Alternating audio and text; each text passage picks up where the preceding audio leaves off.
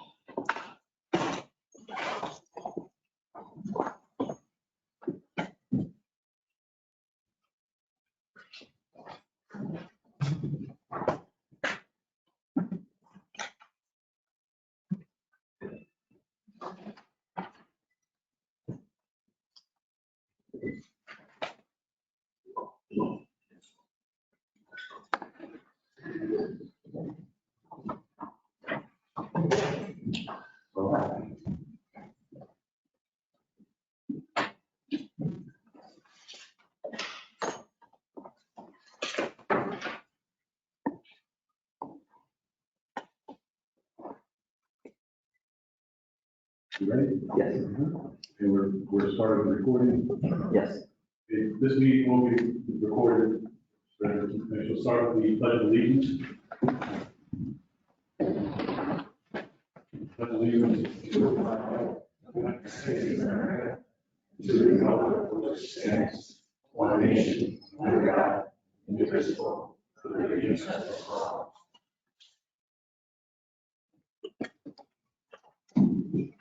Greg, can you take a roll call? Absolutely. Matthew Mulqueen. Here. Diane Kelly. Here. Brian Height. Here. Mark Lute. David Wilson. Here. Alan Toth. Noel. Bill McNair. Here. 5 members present, sufficient for a quorum.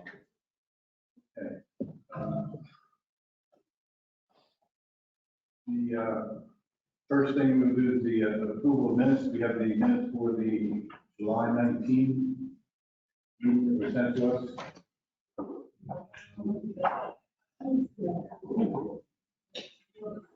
Are there any comments? No.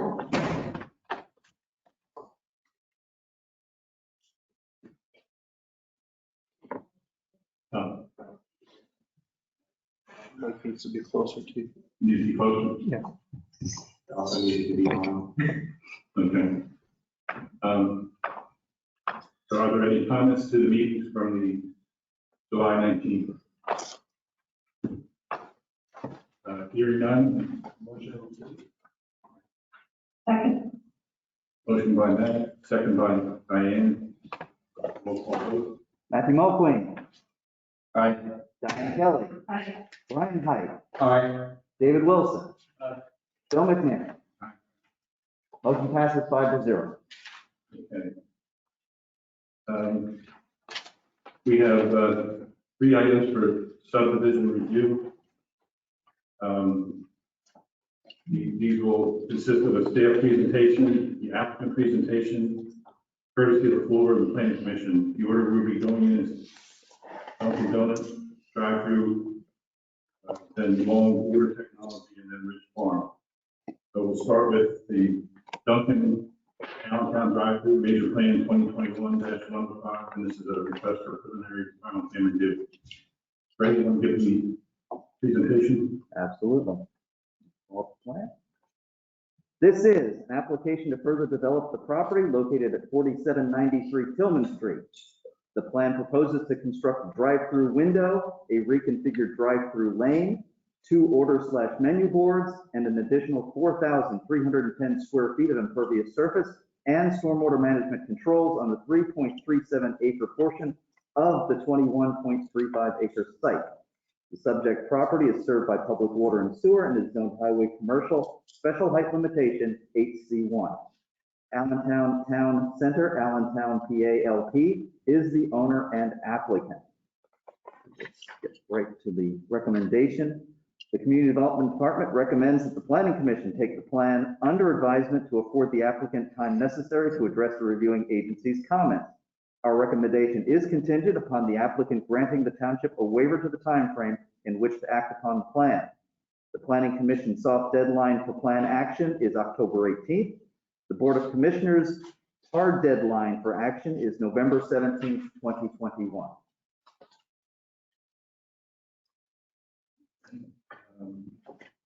Applicant? Good evening. My name is Anthony Caponigro. I am Kimberly Board Associates, and we are the site civil engineer who prepared the application and plan for this project. So thanks for the introduction of the project, Greg. Just to kind of go over the plan in front of you here. So if you go to the second exhibit, there you go. So this just gives an overall view of the shopping center, so you can see where this location is in regards to the overall balance of the shopping center. It's in the southwest corner of the site where there's an existing Dunkin' Donuts end cap building. The Dunkin' Donuts has been a long-term lease here at the shopping center. They've been here for plus 30 years. One of the first tenants that was signed up by the owner of the shopping center.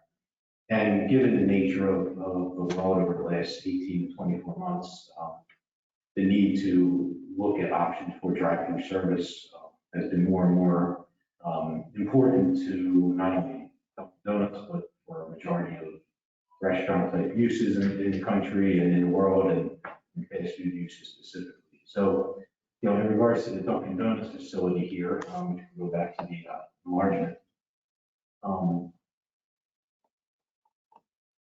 So the area that we're looking to expand this drive-through expansion area is really an area that is kind of tucked into the back southwest corner into the rear of the shopping center.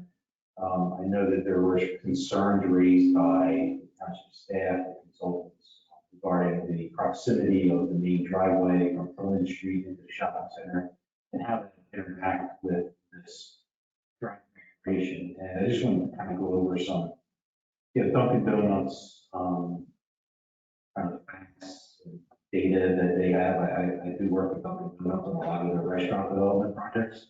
And I will tell you that as far as queuing goes, this does provide more than adequate queuing, typically for Dunkin' Donuts. They look to have about 10 to 11 cars to really maximize their queue at their restaurants to hit their peak demands. So this is providing almost 17 to 18 cars. So we do get a lot of stacking space here. And we have data from other restaurants that have drive-through buildings and even buildings that are drive-through. Dunkin' Donuts also has drive-through facility. So this one will also still maintain an indoor dining component, tables and seats and counter service. So this will be a full function Dunkin' with drive-through should this be proceeded through the process. But just to give you some information here from the queuing analysis. This is a double drive-through side-by-side configuration, trying to maximize the efficiency, taking into account that concern about the interaction with the intersection coming in off of Tillman Street. And really this does try to take the drive-through car and put it into the drive-through. And really the stacking and the timing component associated with drive-through is really from the menu board to go. That's where, after you place your order, that stacking area is what the key component is, because that's the food prep or the meal prep and the pickup. And that's where we're really maximizing the car stacking. So again, in working with staff and the consultants here, we feel we can present data to them through various restaurants that have driving data that will satisfy concerns regarding the queuing. Another concern that was raised through the process was really how, vehicles or access to the rear of the shopping center can continue without being impeded. So as you can see here, we have some X or don't block the box striping that will be proposed to try to keep those free movement areas open. So, as you go to the rear of the shopping center, should a truck or a delivery vehicle or somebody that needs to service the rear of the shopping center needs to access the rear, we provide that break. But we also have designed this area to allow for a larger tip vehicle to still make it adequate and safe to move to the rear of the shopping center. And then also at the front of the shopping center, where there would be that concern with cross lefts and traffic backing up at the traffic signal into the shopping center, we're going to work with the consultant engineer and take into account some of the comments regarding the traffic signal plan and the way the lag is if we were to get don't block the box signage and then push the stacking a little further back to keep that area open, we'll certainly do that extra work that's needed. But just one thing to talk about regarding your drive-through at Dunkin' Donuts and the rest of the shopping center. I know there's a gym there that does attract kind of morning time customers, but primarily Dunkin' Donuts' prime hours are from 5 a.m. to 9 a.m. or so. So the shopping center is not super busy and not overly congested with vehicles at those times. So really the prime traffic generator at this shopping center in those early peak times for Dunkin' is the Dunkin' Donuts activity. So we feel that this does work. From a visual standpoint, there are concerns, but from a truly functional standpoint, the queuing is adequate, more than adequate, and we'll provide data for that. The circulation to and from the rear of the shopping center and at the traffic signal and making a left into the drive-through area, we feel can be accommodated to make sure it's safe. And again, we're really just here to really present our case. We understand there's concerns, we'll hopefully work out with the staff, but just to present to you when we get feedback from the planning commission here. So we can take this all into consideration and hopefully come back with something that can be worked out with the township and staff. So if any thoughts or questions on this, we're certainly happy to go through some stuff. Anyway.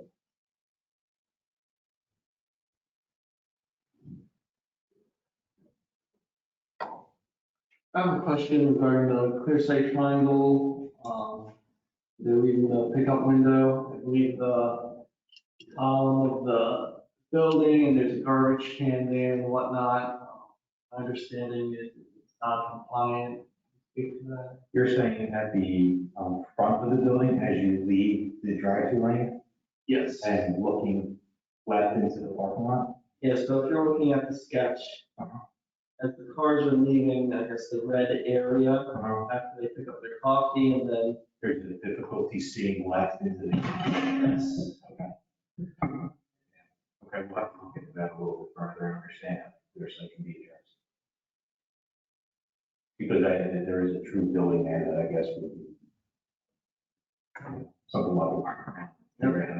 That's what the comment was about the clear slate here, because I noticed the clear slate comment in here, and it did pull the trash for that comment. Okay.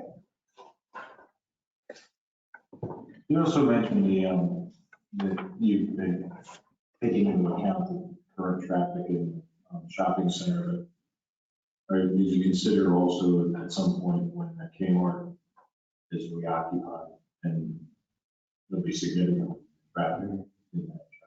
Sure. I mean, obviously we're looking to try to re-tenant that building, but kind of what is presented at this time. And, there is a hope that Dunkin' Donuts stays with this shopping center, the ability to have a drive-through. But again, in regards to who can tenant that, it's really an unknown right now. Right. Currently, where the don't block the boxes for the queuing, there are two dumpsters where they be relocated to.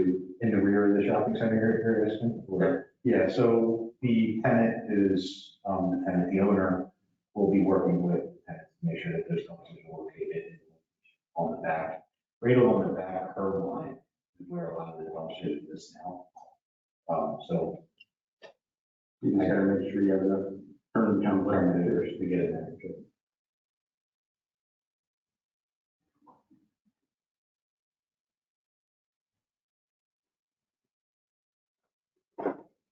Also along Tillman Street, I don't know if you want to get into the frontage improvements, but right at the corner of the property is a medical building to the west, there's a Lambda bus stop.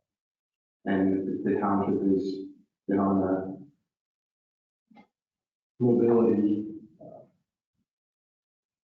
process to install sidewalks for pedestrians. So at a minimum, I would like to see something connect to that. At least look at it. I don't know how many drivers are actually there, but there's got to be some. I noticed don't block the box. It's over top some of the right turn and left turn lanes.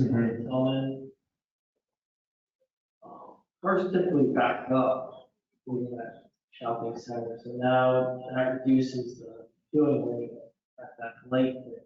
So that's been taken into account.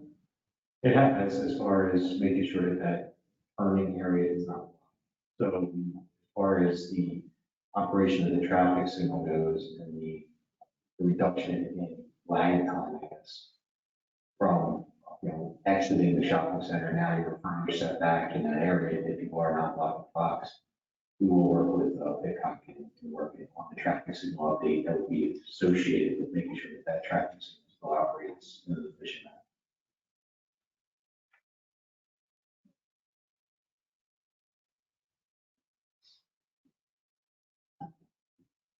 And currently, there's a lot of people from the medical office building that walk down the hill.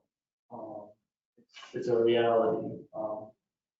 Looks like you're putting a retaining wall in, so how, piggybacking on pedestrian mobility, should be some way for the people that are customers of Dunkin' Donuts, probably wants them to continue to be customers. How do we safely get them to the Dunkin' Donuts? There should be some pedestrian. Look at that. You see where the grass is worn around at the site. That's the footsteps. Usually that's where the shortest distance is where pedestrians go for. Okay. I should have feedback. And the access lane going to the back of the building, so that be marked. The south of the exit for right, the pickup area. I could see a situation where people would try to park there to run in as they do now. We can certainly park, we can move them park.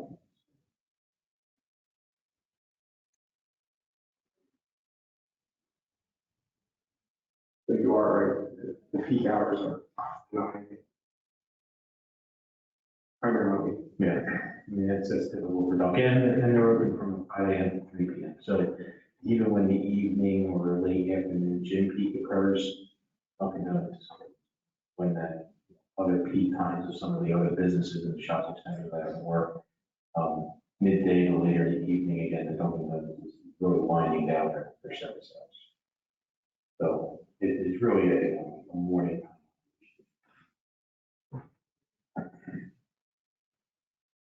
You said they close at 3 p.m.? That's not understanding this. Has it always been that hour, or is that due to COVID? I'm not sure. Pre-COVID. That was pre-COVID as well. But I don't know. Okay, so good. Thank you. Is 25 feet distance between the grass and, I guess it'd be the edge of the drive-through, is that wide on your plan, or is that the distance that the, Distance, I'm sorry, Sherry. looks like it's 25 feet from the proposed driving, The drive aisle, the drive aisle is 13 feet, and it looks like there's an island. an island in there of some sort. Grass island, and then in between the grass island and then the grass bank on the outside perimeter of the shopping center it looks like it's 25 feet. 25 feet. Is that what it currently is, too? Yes. It's 25 and 15 roughly, or 25, 15 maybe.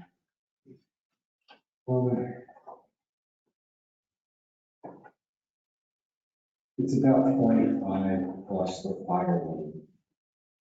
The fire lane on that side. So it's probably about 30 feet. It's going to be, it's not, you're not cutting out any of the grass that's on the bank on the outside. Not at the, near the stop bar pushing the signal. So as you approach the intersection, that's still the same kind of curb line.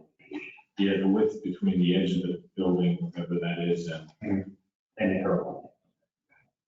because I mean, I come out of that shopping center and had people, and you don't see people come out of there all that often right now. But Yeah. every once in a while, somebody goes out, and it is one, they're not looking, and you don't expect somebody to come out of there.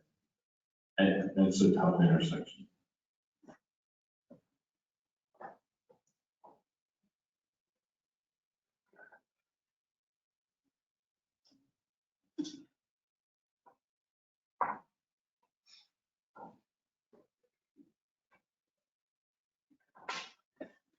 So I think, just to summarize, the letter we received from the engineer, a lot of this is, most of this is all will comply as far as the added striping and signage and some of the comments related to working out details on the traffic signal plan and things of that nature. We just really have to work out some of the specifics on the operation and provide data regarding the queuing and some of the traffic data associated with we can come back and hopefully have a cleaner letter with more kind of idea as far as making sure that this can, function and be signed and safe traffic signaling and striping associated with this operation. So Is there one pickup window or there'll be one pickup window. I don't know. It shows that there'll be sometimes there's also a cash window. So there could be a cash window in the beginning, and then the last one will be. Yeah, there's one near airport that's set up. Helps move. It helps move, correct? Absolutely. What will the extent of PennDOT review be in the area of that intersection? We're going to look at the traffic signal plan. We're going to get a copy of that and see if there's green time adjustments that need to be made that maintains the proper green time for exiting the shopping center while considering this additional lag of the don't block the box striping. So I think their review will be purely associated with the signal modifications associated with green time. And then us updating the traffic signal plan to reflect any on-site changes to kind of this signalized intersection improvement. Are there hand-man signals there with countdown always? I'll have to look it up, I'm not sure. That's I did with PennDOT standard.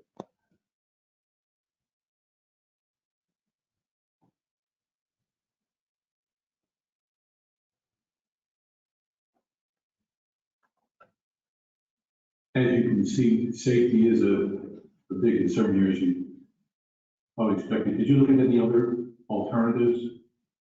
Or as far as drive-through layouts, we have. I mean, we've had layouts that position the drive-through in the other portion of the shop, like in the other side of the driveway, kind of remove drive-through and, but it was really difficult because then you have those cars crossing this drive to get into the pickup window location. So really the only way to keep it more conventional drive-through where you're kind of alongside parallel with the building was this option.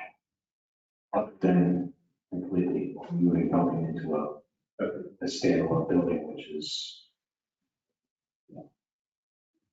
it's not, it's not the case here. We do feel that this would have from a shopping center tenant impact. Obviously it's tucked in the corner away from impact the rest of the shopping center, but the location with the signalized intersection is really the uniqueness of this, trying to figure out a plan that makes it safe and efficient and there's no backing up of traffic. Especially on the Tillman Street as folks come in and want to make a left into the drive. Probably the most concerning thing that we want to work out. Okay, because you've seen there's a lot of comments relating to that. Yeah, so hopefully we can work with staff and come up with something that, and PennDOT as well, work with parties to see if we can come up with something that would be a nice, safe solution to trying to achieve Duncan's goals here. When do you see yourself going to, have you been to PennDOT? I did. Okay. We will, have to run that this meeting and reach out to them about the traffic signal plan and have a discussion. Hopefully the next one. Get something on the calendar. Will there be a guide rail in front of the retaining wall, or will there be retaining wall be like? The retaining wall, will have a protective fence on top of it. For the guardrail, would it be necessary?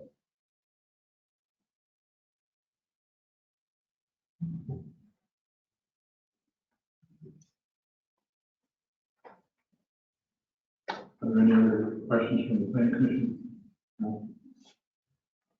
The courtesy of the floor, any comments from folks here? Questions?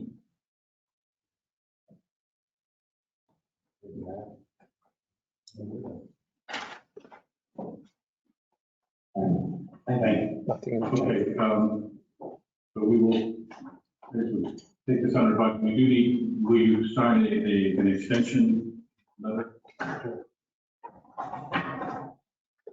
And so the planning, 105 minutes down. Tomorrow or? Sure. Please scan and send it back. Okay, Brian has moved, take it under advisement, Diane is second. So take a roll call, vote, take it under advisement. Thanks for your time. Thank you. Have a good night. Matt Mulqueen. Aye. Diane Kelly. Aye. Brian Height. Aye. David Wilson. Aye. Bill McNair. Aye. Motion passes 5-0. Okay. The next subdivision review is for Long's Water Technology.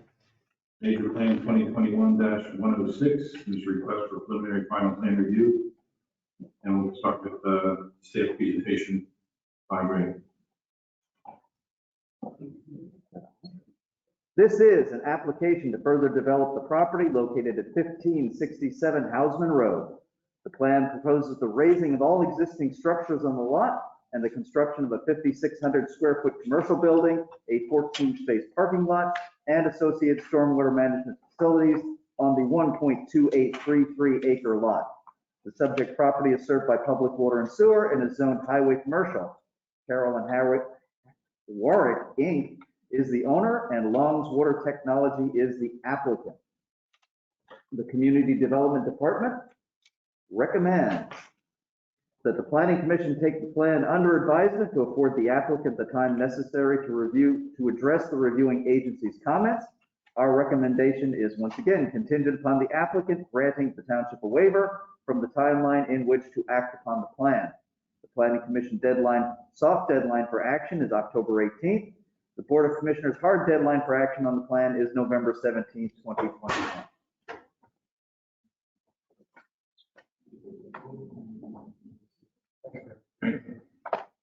My name is Adam Smith from Barry Associates. I am the civil engineer for the project. I am accompanied by Jim Carroll from Long's Water Technology. I'll let Jim give an intro on the business, and then I will get into the site items and the contract. As I said, I'm Jim Carroll. I'm one of the owners of Long's Water. Scott Work is my partner. So thank you for letting us come tonight. Scott and I have been in the business since 1998 in the township. We're right on the township line on 309 on the left up there. We've been in, the business has been in the township since 1988, which is, I was there the day we opened at the building up there. What we do, if you don't know what we do, we can make your water perfect. We take anybody's water, we'll make it perfect for you, whether it's well water or municipal water. Late this past spring, we found out that our lease was not going to be renewed. We found that our lease was actually up this month, next month, but we have a year extension to do it. So we found ourselves in a position of what are we going to do? This property on Houseman Road, we had bought back in 2007 and had looked at the building at that point. And it did not, we had it up for sale, did not sell it, so we thought, okay, we'll go back and visit that. So that's what we did. And we need to find a place to move to in really the year, 1 year to do this. Our business is well respected in the township. Hopefully you've heard of us. We do have a lot of local people that's here. We work with LCTI. A lot of our employees are Parkland grads. We're very, very local. We're right here. We would love to stay in South Whitehall Township. We're in a tight spot. We've been able to bring this plan to you. I have a builder ready to go to do these things to move on quickly. But I know that's why we're here tonight, to see what we can work out and how things can go. We have looked at a couple backup plans that are in this corridor to try to stay local. One of the things that is key to us that we've always liked about this property, when we pull out where we are now, it's extremely difficult. We're right on 309. It's hard for our techs in the morning to pull out. It's extremely hard for our customers to pull out of there because they're not used to that. We're used to it, they're not. Down here, we would have a traffic light south. If we're heading south, we would have a traffic light north. If we're heading north. That would be a huge, I think, improvement for us and for those around us that's there. So that would be a wonderful thing if we can work that part out. So if you have any questions for me, but we really are in a crunch to find a new property to go, and that's why we're here tonight. Hopefully we can get the ball rolling and be able to get in the building. I drove by it again tonight. I've driven by this property for a long time, and I really can say I can see that it would fit in to the neighborhood that's there. It would fit right in. It's not something that's going to be big and take away from the look of that neighborhood. It would fit right there, and it would look good from 309 coming up that way, and driving down Housing Road, it would fit right into that neighborhood feel with the restaurant, the little mini mall that's there, and the different things. So, thank you. So this project, it's a relatively small, simple project, 1.2 acres. It received approval back in 2008, and due to the recession, it was never constructed, and those approvals have expired. We're back here today. The design is the same as what it was back then. We have 14 exterior parking spaces, 5 garage parking spaces. The building is 5,600 square feet. We have a stormwater management basin in the front. I did receive the comment letters from Community Development and from Pidcock Company. I spoke with Mr. Adams and Mr. Tallery on the phone. I think we're all on the same page with how to address those comments, and we are more than happy to comply with all of them. The one item from the letter that I'd like to talk about today is the public improvements for road widening, for sidewalk, and for curbing.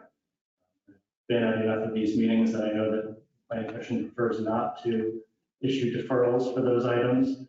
The main reason why it's very important for this job to get the deferrals is that if we had to do those public improvements, it would drive the project to over 1 acre, and we need an NPDES permit. And the timing involved to get an NPDES permit does not fit into Mr. Carroll's schedule as far as getting in the building by September of 2022.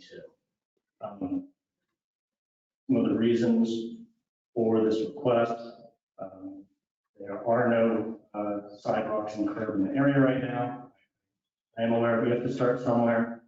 We were just hoping that due to the size of this project, this maybe would not be the product that kickstarted a sidewalk in that area. It's only about 180 linear feet of frontage. I think that the way the building is designed, back off the road, it's relatively innocuous. It kind of fits in with the current neighborhood. This isn't the type of project that's going to change what that neighborhood is like. We did size on stormwater management for the future road widening and for the sidewalks to make it a little bit easier for you to enforce that deferral in the future. We are also proposing to put a note on the plan that rather than, let's say, having a deferral that's could be never ending, a note would say that once the neighboring properties, the adjacent property either to the north or south would be developed with curb and sidewalk, and at that time, this property would do the same. So I'd be very interested in hearing your feedback and your thoughts on that item. Again, Mr. Carroll would certainly like to stay on this property and stay in the township, but this item is difficult one to overcome given the time constraints. Right, it is a difficult one.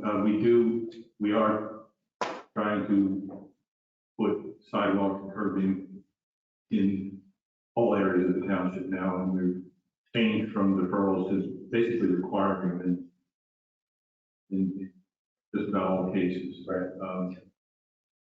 And I do understand your issues, and I do want to say I'm familiar with law and water technology. I've worked with our engineers and our board project, because I realize that it's important. We try and work with you, but we do have to work with we do want to require the sidewalks. If you noticed, just north of your project on the other side, that EPL entrance has sidewalk. And there's probably even less square frontage than your property has. And do you know how wide Houseman Road is along your frontage? I don't know off the top of my head. Pretty narrow, but I just wanted to issue.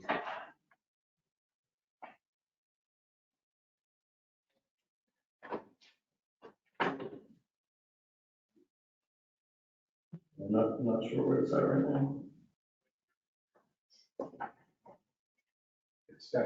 It's definitely not the standard though.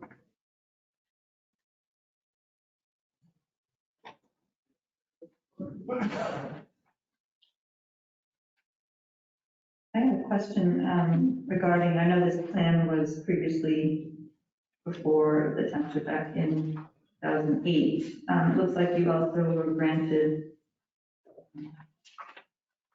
variances from the zoning hearing board that were not acted upon and have subsequently expired. With this plan as presented, will it also need to be considered for the same variances? It will not. We met with the zoning officer over the summer and talked about those items, and since the zoning ordinance has changed, those are no longer. Including the frontage requirement? Correct. Okay, thank you.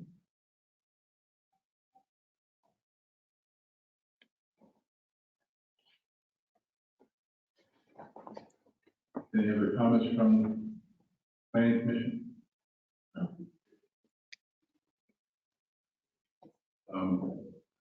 Are there any public comments this time? Come up to the, Well, it's not good. I was just here. I was just here because I'm in the neighboring property. I'm on board. I'm the neighbor, okay? And so I was just concerned with privacy for my property and taking a look at his plans so I would know and have an idea of how he was doing that with respect also with the storm management facility, because the property, I'm the lowest point on Houseman as it goes down towards the old sports shelter. And then the drainage from 309 goes between my property and the old sports shelter. So we get a lot of 309 drainage through there as well. So I was just concerned with the storm drain. Because my property is lowest in the back, and I thought this storm drain is in the front for management. So I just want to make sure I don't get water in my basement. Okay, that was my concern. That's why I was here. That's all to see what it had. Yeah, so we have a basin in front of the site that discharges to a swale, roadside swale. And that's the only place where it's starting to start alongside swell. We're reducing the flows from what's there now to over here. Because across the street, you can't build, that's a low property. What comes down house and goes across the street right there at the corner. There's piping that goes underneath house and then. Right. So this will go toward that pipe. Okay. Right, say So that along pipe our, can handle it? along the frontage, down the frontage toward that pipe, Okay, on the roadside swale. okay. And they're going to privacy. Do you have the landscape plan that you could pull up? Yeah, I just was curious where the water's going. Ma'am, perhaps I missed it, but will you please state your name and your address? My name is Bonnie Forts. I'm at 1551 Houseman Road. Thank you very much. Sure. Oh, there it is, okay. Yeah, so you can see there's a pretty dense row of trees between the proposed building and your property. Okay. Actually, it's a double row of evergreens. And that would take the privacy and then the water, the drain. Yeah. What's the height of the building? It's one story, I don't, yeah, 32 feet at the peak.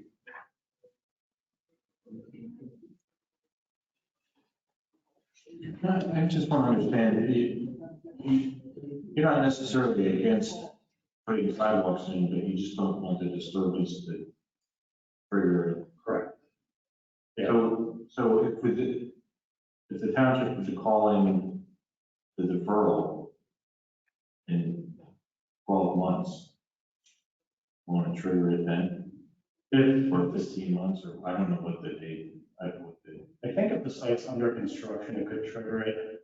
I think once it's stabilized and the project is finished, I don't think it would. Do you have an opinion about that?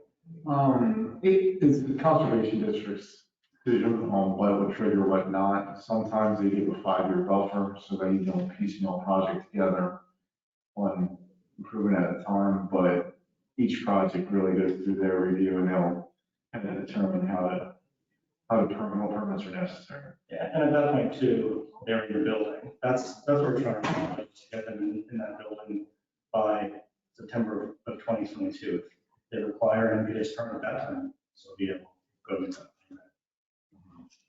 But they wouldn't be able, if we went through that process now, they wouldn't be able to even break ground until.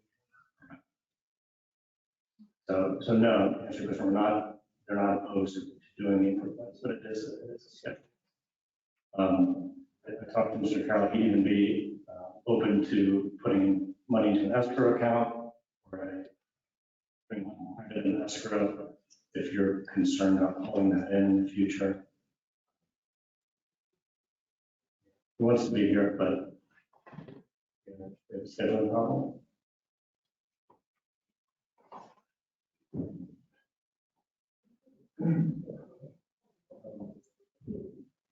Okay, is there a way to do both?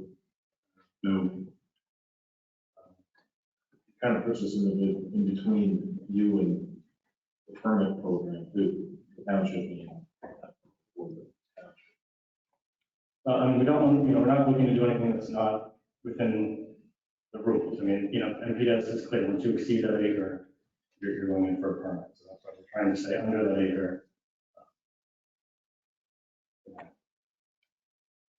If your plan were to envision these public improvements, you design from a stormwater standpoint for those improvements, but they are deferred, how would the conservation district look at that in terms of the NPDES 1 acre requirement?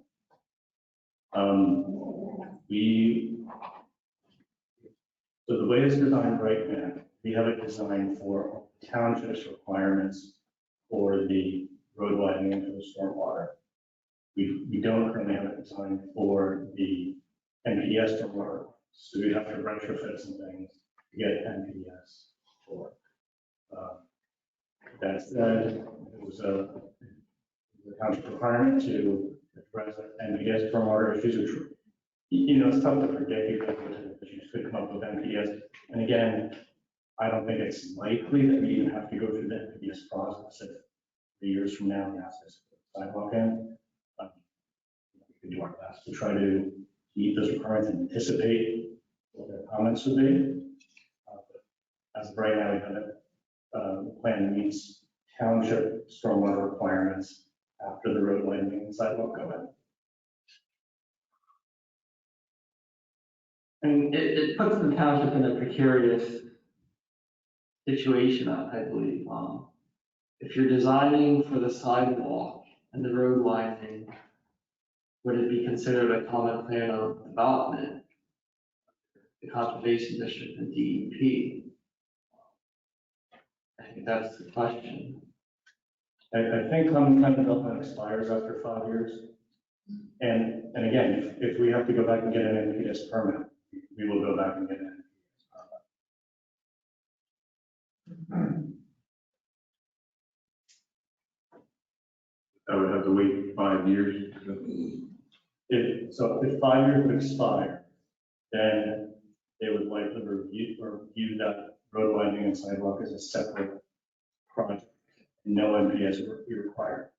If it happened within 5 years, there's a possibility they could view it as a combined project, in which case then we'd go and get an NPDES permit. You know, we're It's not going to design, though, that's the thing, you're accounting for it in your engineering design, so I don't know how you separate the two. What do you mean by that? I don't know how you separate the two when you're accounting for it in your engineering design. Say it's not part of the common development.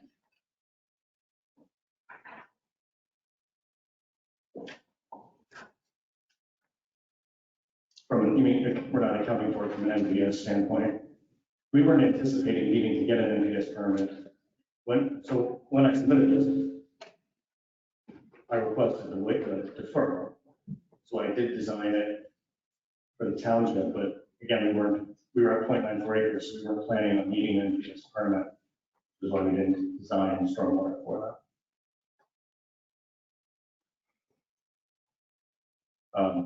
You know, if we needed to, if that made a difference for you, I'd be happy to put in a spray irrigation system in the base or pumping from the basin, or at least looking to make sure it's possible, and spray around the exterior of the site to meet NPDES volume requirements.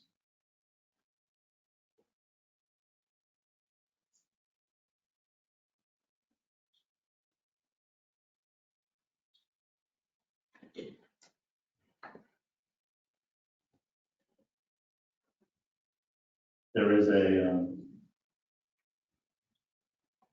shallow limiting zone for stormwater infiltration, so we wouldn't be able to put an infiltration basin, but we could do spray irrigation.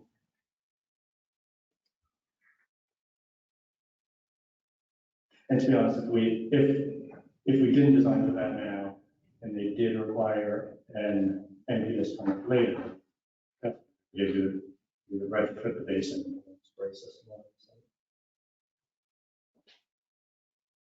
We weren't planning on doing that this time because we're not getting NPDES permit. Would that affect any of your landscape plan? No, the trees like being sprayed.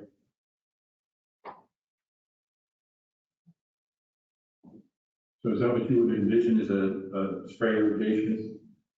Where would that go? Behind the site primarily, and there's also quite a bit of room on the northern edge. There's less on the western, on the southern edge. There's quite a bit of impervious on the site now, so we wouldn't have to spray a whole lot of stormwater.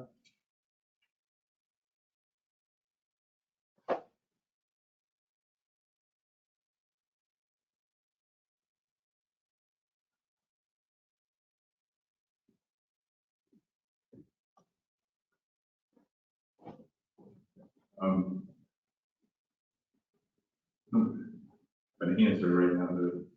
Well, we are recommending taking the plan under advisement. So this is another thing that we can work out in the interim. I'd be curious to know a little more about the legality of the conservation district and deferring It would be a good idea to have a conversation at the Conservation District and see what their thoughts are.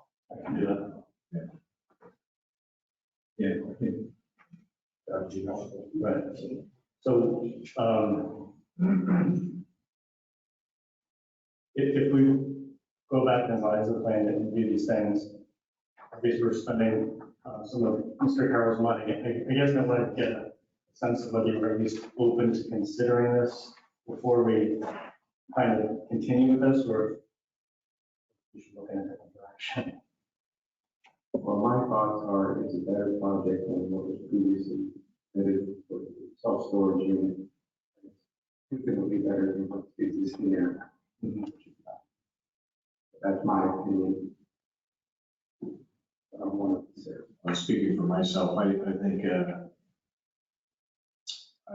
I agree with putting the sidewalks in, and there's some problems with referrals, but I also like the idea of the business thing.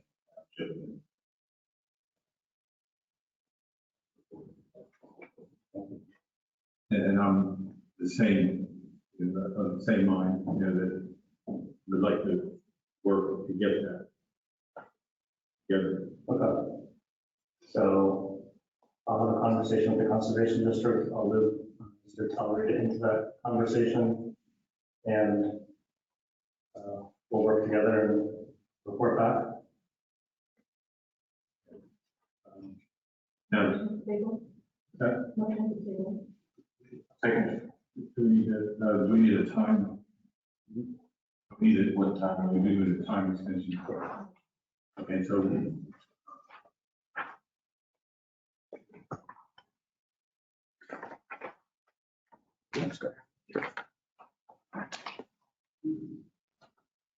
Motion by Diane to table, a second by Brian. Roll call vote. Matt Mulqueen. Aye. Diane Kelly. Aye. Brian Height. Aye. David Wilson. Aye. Bill McMahon. Aye. Motion passes 5-0. Thank you. Thank you. Thanks.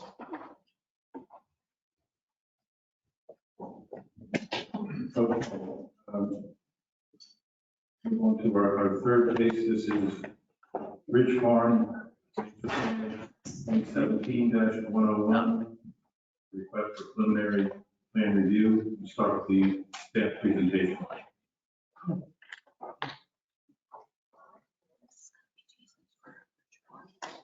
Okay. This is an application to develop the properties located at Huckleberry Road. PIN 548746422139. Huckleberry Road, PIN 548767544734. 2523 Huckleberry Road. 2582 Huckleberry Road. 1802 North Cedar Crest Boulevard. Huckleberry Road, PIN 5487273413.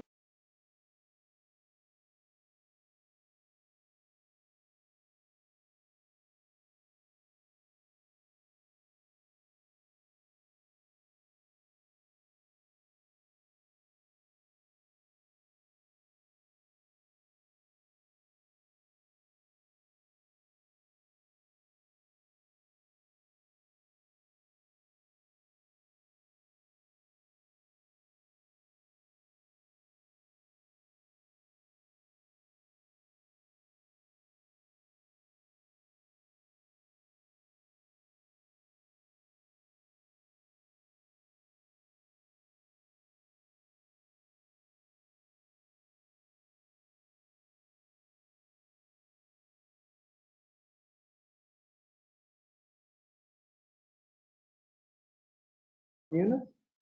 2 3-story and 2 4-story mixed-use buildings containing 27,200 square feet of commercial and restaurant space on the first floor and 100 apartments above. 2 1-story, 5,000 square foot commercial restaurant buildings, 1 30,000 square foot medical office and a community clubhouse. Stormwater management facilities and approximately 29.4947 acres of open space and 13.229 acres of active open space. The plan also proposes 64 2-unit dwelling units on the R4 portion on the western side of Cedar Crest Boulevard, 9 single dwelling units in the R2 portion, 9 single dwelling units on the RR portion, and 8 single dwelling units on the RR2 portion. All lots are proposed to be served by public water and sewer. K. Walbert LLC is the equitable owner and applicant. The Community Development Department recommends that the Planning Commission take the plan under advisement to afford the applicant the time necessary to address the reviewing agency's comments, contingent upon the applicant submitting a completed waiver from the time limitations to review the plan form. The Planning Commission's soft deadline to act on the plan is September 30th. The Board of Commissioners' hard deadline to act on the plan is also September 30th, 2021.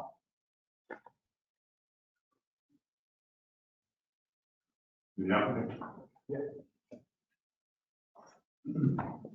Good evening, Jim Preston, attorney for the applicant.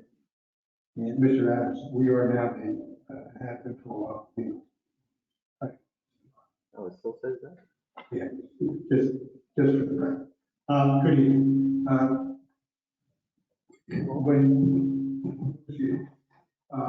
Here this evening, you know Jason and Mark, he's our civil engineer. Rob Hoffman is our traffic engineer.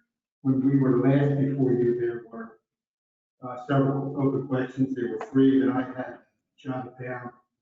And the first of those was whether the design of the mobility easement was consistent with the conditional use approval. The second had to do with access at the east end of the site over Buckman Road and the emergency access over the LCA site. And then finally, there were questions concerning stormwater, I believe, and some existing infrastructure, some piping and so forth. As to the first issue, whether the design of the mobility easement was consistent with the additional use decision, that was the decision that had been made by the zoning officer. I believe the zoning officer has answered that first. Number 2, whether we can secure access at the east. We'll do this in 2 pieces. Buckman Road, we have done that. We had these. I'll get those to you solicitor from the joint property. So we acquired that access. As to the property, the emergency access over the LCA, actually the property is owned by the city of Allentown, and it's leased to the LCA, so we have worked with both the city and the LCA. Confident in saying that we'll have that very shortly, but given the fact that we're still in negotiations, I don't want to characterize those negotiations other than to tell you that I'm confident about that. So the first 2, I think, are going to be just about taken care of, with the exception of the LCA, which will be able to get a definitive answer on that pretty shortly. Which brings us down to the final issue, at least the only one I'm aware of. And those are the stormwater issues concerning the existing infrastructure, and that is above my pay grade. You would.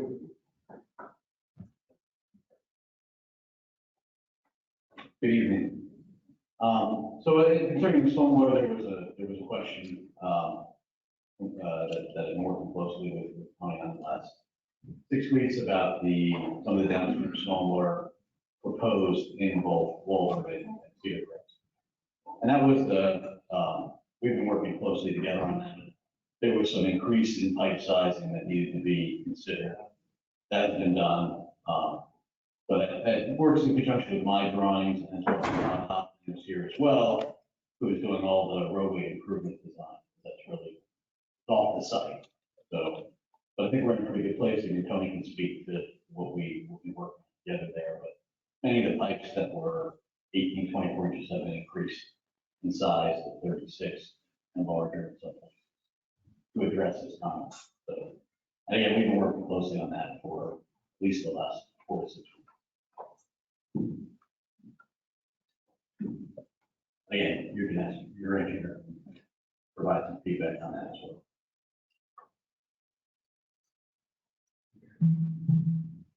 Yes, confirm Jason's point, we went back and forth with the design engineer multiple times. They provided sketches and items to address the comments. We are in agreement that the direction that the applicant is going appears to be correct. That's where we are.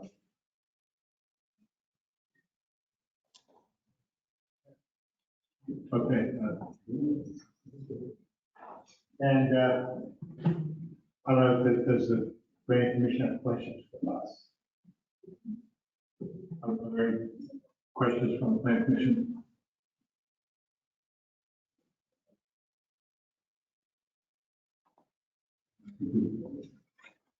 So this would be, so these just are close to being resolved, we final touches on. I would say they are resolved, but they're not in a position to be, I should say, documented here this evening. So I think we're pretty much done with this. Have to get some documents to your solicitor. There would be deeds, recorded deeds, you would have those. As to the zoning officer's opinion, you have that.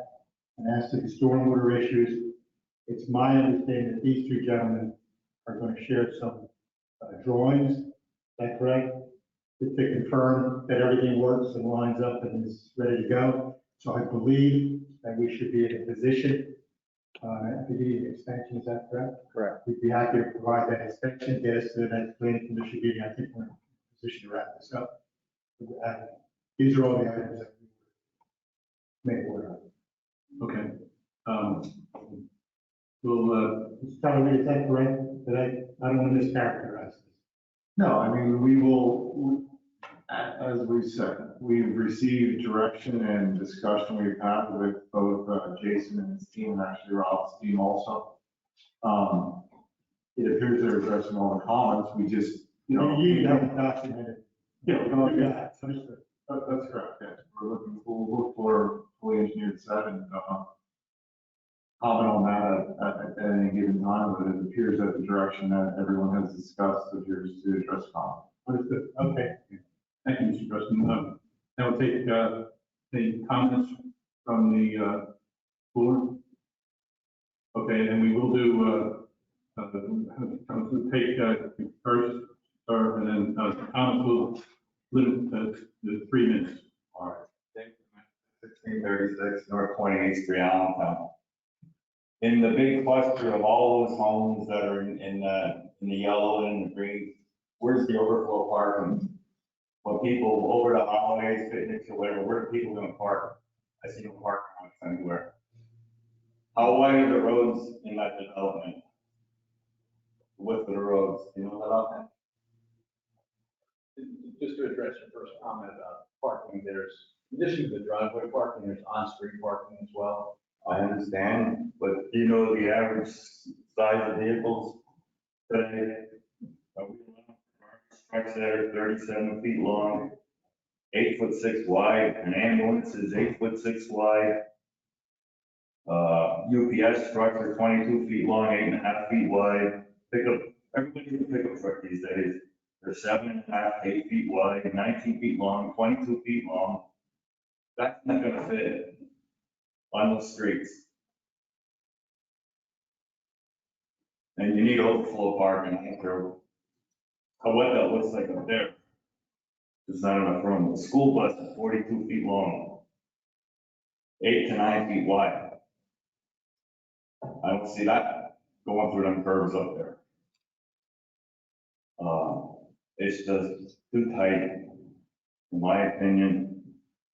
I know we want to talk safety and everything else, but where are these people gonna go when they're all crammed in there?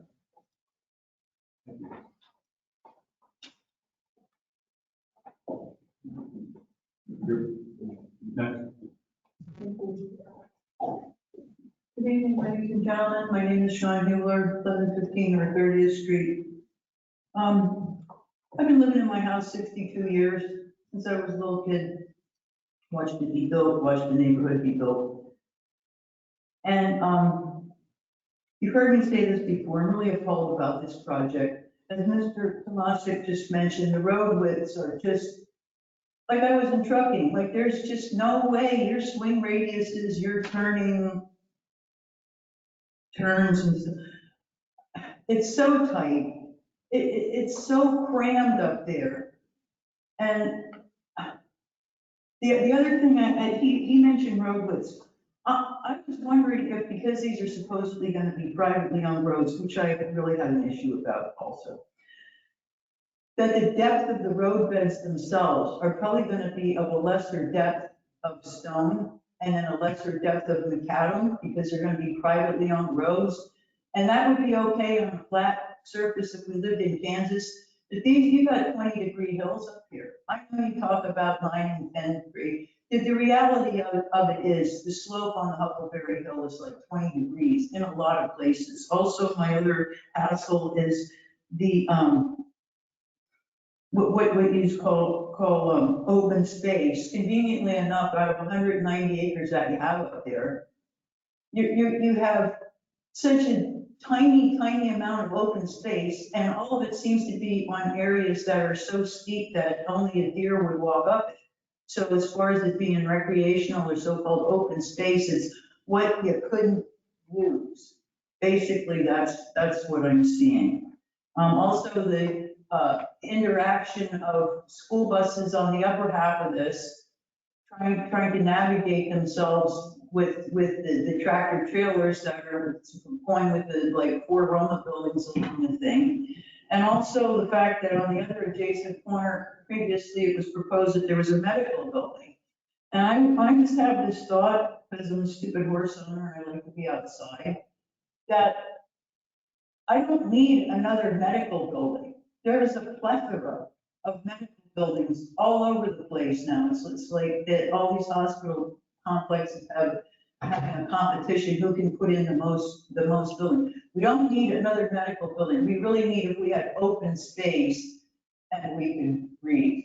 I also have a fuss about the homeowners group and the roads and just the whole thing with any more privately owned roads when I find it disturbing. 15. Oh, okay, I'm sorry. I find it disturbing that this project is going to affect 27 intersections from Myersville all the way to Emmaus. I happen to be dead center in that at Highland and just off of Cedar Crest. And it just seems like there's an awful lot of like us residents barely have a say, and this project is going to be the tail that wags the dog. Thank you. Any other? I just wanted to address in the plans, there are truck turn plans that Tony's office has reviewed for fire trucks, school buses, garbage trucks. The maximum grade of any of the roads in the development is 7%, and all the road cross sections, meaning the thickness of the pavement, the stone, all is per township spec. So, many of them will be private, it all has to be township spec for everyone. Just want to clarify. Thank you.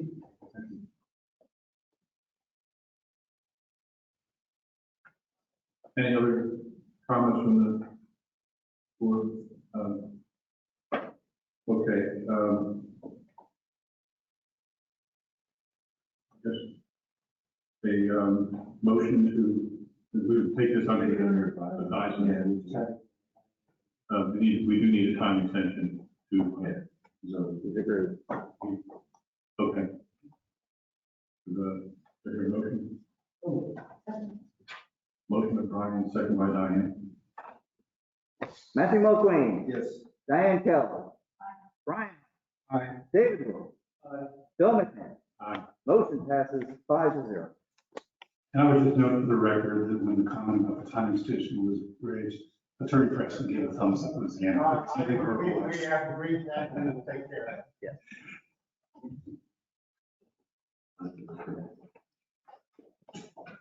Okay.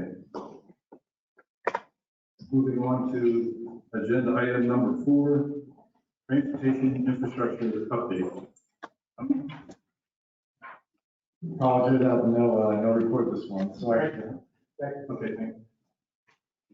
Okay. Item number 5 is the comprehensive plan update. Okay. Grace? Yes, I was supposed to get some sort of talking points for my boss, but he neglected to do that. He was, I guess, with his wife all day. It's her birthday. So I can understand why he might have forgot. But, yeah. There were a few things we did want to talk about. Obviously, we're looking at moving into the planning commission workshop phase of the plan. I did put out a request for your availability. I've gotten 5 of the 7 back. So I know right now we don't have a single meeting date of the month where all 5 responses were available, much less the 2 who didn't respond. So we're going to have to figure that one out. But certainly, if you haven't gotten your availability yet, and I may have to go to a second round where you re-examine your availability. So I will send that out tomorrow.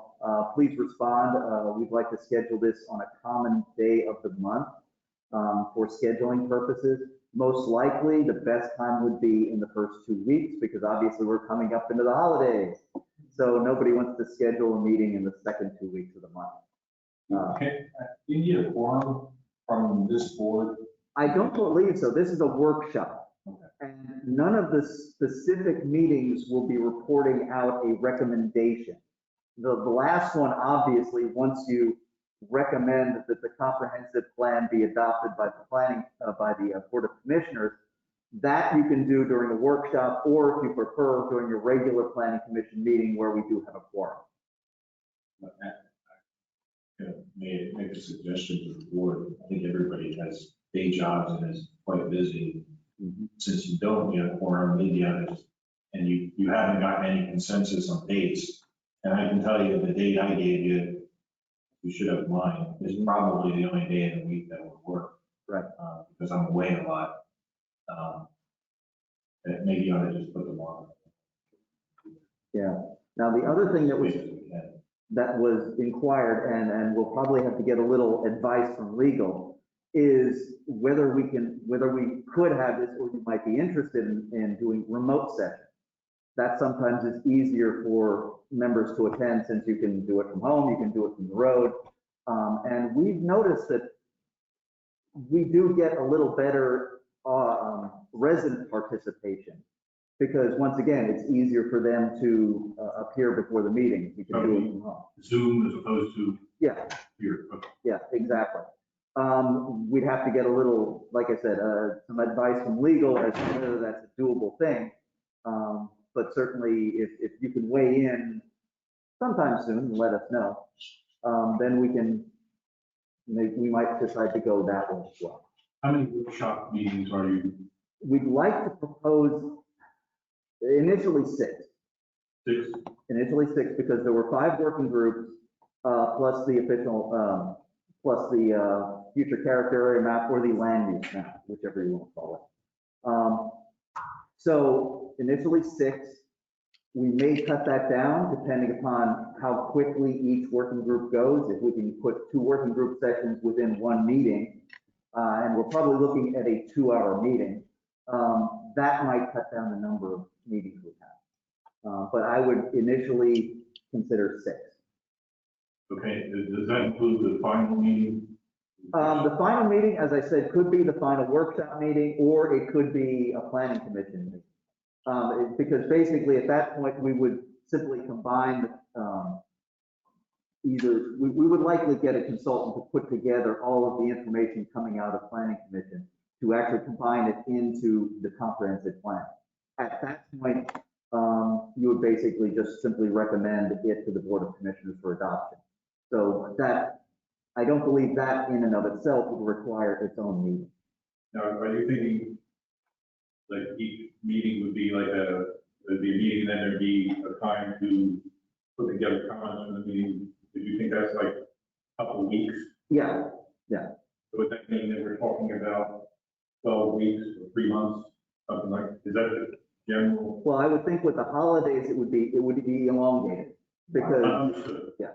Understood. 12 weeks of, let's say, working time. Yeah, at least, yes. In that, yeah. In that thing. So plus delays with the holidays. Exactly, yes.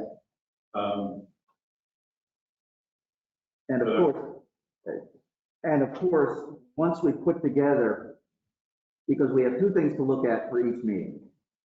It's going to be the recommendations that came from the working groups and how that would impact the land use map. So our plan is to discuss the recommendation. You would resolve any conflicts between the recommendations. You would prioritize the recommendations. You would add your own recommendation. And because you've got all of these things mixing around in your head, toward the end, we would then look at how would we put this onto a map. And basically, as Dave said, being GIS, you're building layers. So once you get all 5 layers together, you basically put together the land use map. So that's kind of our concept for each meeting, how they would build upon each other to, get to the end of the 5th meeting, we would basically have the land use map available. So hopefully what we would do then is look at the land use map, run it through the 2 models, the economic model and the traffic model, and see the results of that. And if the results come out acceptable, then you basically have the plan. It's ready to go. If it's not acceptable, you would go back to the plan and tweak it to see, to try to achieve an acceptable result out of those 2 models. Run it back through the models again and hopefully achieve that result. Great. Speaking to the models, I know in one of the meetings with Pool, they had not factored in Ridge Farm for the models, and there was discussion that we should have that factored in because it is a plan that's very much moving along in the township. So where are we with having that adjustment made so we have that model moving forward? We're not anywhere yet. Unfortunately, Todd Pool suffered heavily in the hurricane and his house got flooded. And so he has been working on recovering from that. So that's where we're at this point. He has shown us the first, beta test of his model. He's actually using us to market his model with others. So we are actually a test case where we're actually getting a bit of a discount for that because we are a test case. So we're helping him beta test with that model. So we've not had a chance to do that. Dave and I have just been so busy lately, we haven't been able to sit down and do that sort of work. That's actually one of the things we're looking at doing is taking his model as he's got it, inputting the Ridge Farm stuff and seeing what the result is to see if it validates his model. So we'll put that in. So there's some pre-work for the model. Yeah. Is there anything like that for the transportation? I'm not as familiar with the transportation model. I think that's a slightly different animal. You do the inputs and, I'd rather have Scott Kaspersky address that. He's the expert at his model. But the same question, do we need to do some of that? Just I have this question, do some upfront work on it? I don't know. I think, quite frankly, that model is much more tested because that's a model that's been in use, for regular traffic studies. So Todd Pool's is more the newer model that has not had the wealth of testing behind it. So I think we're a little more confident with Scott's model. Okay, because I think it would be worthwhile. I guess we'd be seeing them, after each. You'd be busy seeing the model results after each one of these 6. No. It would be at the end once we have the full land use map put together. That's when we put it together because it wouldn't make sense to do one because you have to. Okay. We show the resource protection. Well, that doesn't give us the full picture. You really need the full picture to get the effect of the model. You need to define all of the variables. Exactly. Yeah, merely pumping in partials doesn't help you. I wanted to add to that too, just with Todd, I remember having attended the workshops to get to this point that he made some comments this time around that he also made right before COVID hit when we had our meeting He was talking about schools closing down and we talked to him about Parkland School District is not the norm. We don't have that here. We have schools expanding and he said he was going to take a look at the demographics and this area. He was just using more national numbers. Right. But as we move forward as planners with this stage, I think it's important to make sure that the data that he used to counsel us to this point does reflect our demographics and what we deal with, not necessarily national statistic that is not proven here. Right. So, I believe he has contacted the Parkland School District for that data. okay, So so, I can check to make sure, but yes, I believe that was one of the things he did look at. okay. And to the question of meetings, I personally prefer in person for workshop stuff. Is there a way we could do a hybrid so those that can't, since we don't need a quorum, could we allow those members who couldn't attend in person to attend virtually and we've got the chat? We've got the chat. I think the sound quality, we still haven't beaten the sound quality issue. So that's a real technical issue that we just haven't tackled yet. And that makes it hard at the other end. I know with last night's meeting, I had gotten a complaint this morning of someone who logged in and they said, interestingly enough, everyone who was here, they could hear perfectly. Interestingly enough, the audience, they could hear perfectly, but not the commissioner. So it's, you fix one thing and another thing breaks apparently, so. Could we all Zoom, or, I know it's not Zoom, but Zoom from here to get around that? That could be a thing, yes. So that we're all, Yeah. so but we're here physically, but we could be also Zoom, with our own computers Zooming. Yeah, and that could be an option. That could be a real interesting hybrid. Everybody's on Zoom, but many of us are in the room. So, because I know I've done meetings from home here, and you lose a lot. Yeah. I'll say, if not lose it completely. Yeah. But which happens also. So to me, that would be a better way. Because I think if you don't do that, you're excluding people that aren't here if you do it. yeah, and quite frankly, I think that would produce a better recording. Absolutely. Which is good because these things can be viewed later and people can keep track and then come to a next meeting and be fully informed. I guess the one tricky part would be if people are in the audience here, maybe have a Zoom set up at the podium, so if they want to speak, they could. Yeah, we could probably procure another laptop and place it there. And as we had done before, I think one of the prior meetings, we had the laptop at the podium. And that worked very well for its purpose, at least recording the resident comments. And of course, as you can see now, all of your stuff, you're looking at us at GoToMeeting right now. So that's something that they can certainly, if you're an audience member, you can follow along there if you really choose to.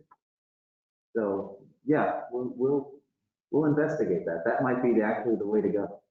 Okay, I think that's like, if you're at home with this setup, you just can't, you're not here. Right. Yeah.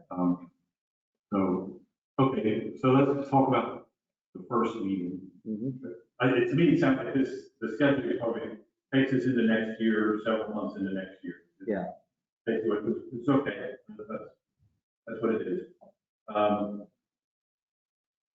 Do we want to try and do a meeting we want to try and get an October meeting in? I think we'd like to. So you're trying to set, I think we just have to schedule, to do the best we can, because you said it does not require a quorum. It's a workshop meeting, so I would, as I said, no decisions are being rendered. Joe, unless you have a different opinion. I would just say that for planning commission, a decision, if you will, is when there's a recommendation. So Greg, I heard you a moment ago saying that each meeting would be to produce one of these layers and the last meeting would be to put them all together. And if each of those meetings is going to result in a planning commission recommendation, as to how that layer is going to be situated. Is that what's going to happen? I view it more as it's part of the entire comp plan.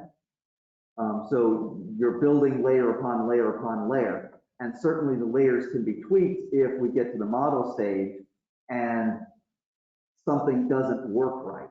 So we have to go back and tweak something, which might mean addressing a conflict between the layers or finding a point common to all layers and tweaking that. So it's sort of like putting a whole book together. You're not approving a chapter and then approving a chapter and then approving a chapter. You're putting all the chapters together and then going through an edit to make sure that the chapters work well together and then approving the book. So that's kind of how I would do it. So it's an ongoing dialogue with participation of the public, planners, staff, and then you as staff listen to all those comments to compile this ongoing product. Correct, yeah. Ultimately for a single approval recommendation at the very end. Correct. I guess there could have to be interim, we need an interim decision, we will be having our normal planning commission meeting each month also. So if there's a piece of that meeting that needs to be devoted to some interim decisions along the way, we could work that. In terms of format, and I need to double check, so don't hold me to this from memory. I'm thinking that a quorum must be physically present in person, but beyond that, it's okay if the other members of the body or the planning commission are virtual. It's back in my mind, my recollection. Yeah, that's my recollection as well. I think just listening to all of this, realizing we're going into the new year anyway, it sounds a little disjointed, at least majority of us are not together for, I mean, it's the first update in 10 years.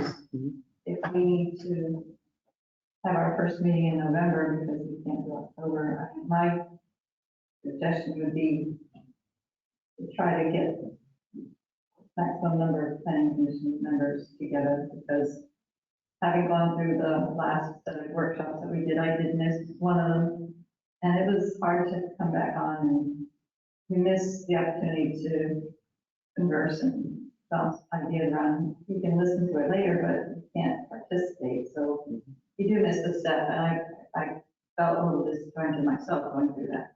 So I know it's not easy, but I would suggest that we do our best to try to get the maximum number of commissioners to be together for each workshop, because this is a one shot in 10 years, and if it's dragged out an extra month because of that. No, and simply, I made the point of I'd like to do it in October, being that we can get the quorum, we can get as many people as possible. I mean, certainly, we'd be up against the wall if we could only get 3 members or 4 members for any meeting. Then we'd have to make the decision, how long do we stretch that out? But if we all can come across a date where 6 of us can make that, then perhaps that's the date we go with. If that happens to be in October, that's fine. If it happens to be in November, that's fine. I think maybe we should send an email out and say we're going to do a hybrid with go-to meeting and see if maybe we can come together with a more agreeable date to get the first meeting. Yeah. I would think the kickoff would be important for us all to get a sense of what we're doing. Right. Yeah. And maybe, it seems like from a time standpoint, it seems like we could do like one a month, you know, because I'm saying one extra meeting a month. Yeah, so we would actually be meeting twice a month, but one of those would be a regular meeting, one would be the workshop meeting. It seems like that seems like a reasonable pace that we're not, because I know the other one was, you know, it seemed like it was every Tuesday, Wednesday, Thursday, we were, we were running around doing, you know. Yeah, and I think we don't want to go further than once a month, because then you start losing the continuity in memory. One of the reasons we like doing it week by week by week is that it was always fresh and people were thinking of stuff. The drawback was then the scheduling of if you couldn't make one, then you almost dropped out. So we understand that. We understand that we don't want to go more than 4 weeks apart. Okay. If we move into the new year and you guys hit a groove and you want to do every 3 weeks, that's fine, that's up to you to schedule that. But, yeah, we don't want to go more than, 4 or 5 weeks apart. Okay. Could you, I think we usually lay that out, but the whole schedule, and then I think maybe setting up the first meeting, okay, this is at, Tuesday at 6 o'clock or whatever time. Right. And then we say the others, we're planning our generally the third week or whatever, the third week of December, but, whatever we decide. Right. Would you like to see just a monthly calendar and you pick the dates that you're available? I mean, was the Tuesday on the first week, Wednesday on the second week, but was that too difficult for you? Do you want to actually see October and November and then pick the availability in October and November, and then we'll schedule December and January in the future? I think that makes it easier for people to look at their calendars and see how. Yes. Okay, then I will do it that way. And block out township board of commissioners. Yeah, obviously. Our normal planning, zone, whatever. Yeah. And I take it weekends are for voting. That's salary. Even then. So just to be sure, you said to do the whole thing, or We're not over to the whole, Yeah. you say the whole thing. 2 months, let's start with October. October and November. That'll be the initial email. It's October and November. Obviously. And I'd like to see what all of the meetings, are, not the times, but, just list out, these are the 6 meetings that we're going to have over the next 6 months. Right.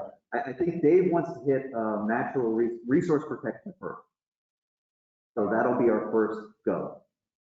Okay. And after that, we were kicking around. We're still trying to schedule what makes sense with each. We're starting to review what the recommendations are. So we might pair up things. If there's 2 with light recommendations, we'll put them together. If we can't find them, then we, figure out what's next.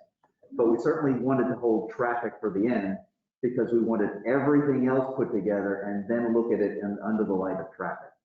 So we believe the traffic will be the last one. Okay. Yeah, it'd be very nice if there was changes to